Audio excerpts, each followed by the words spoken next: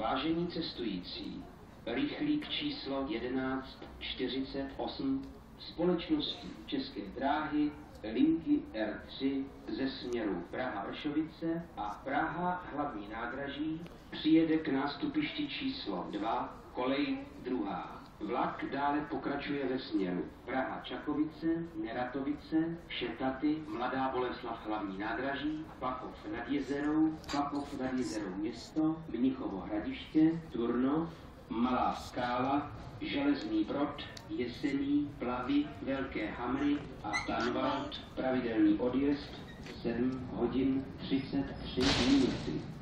Žádáme cestující, aby při pohybu v kolejišti dbali své osobní bezpečnosti a nevstupovali do kolejiště před zastavením vlaku.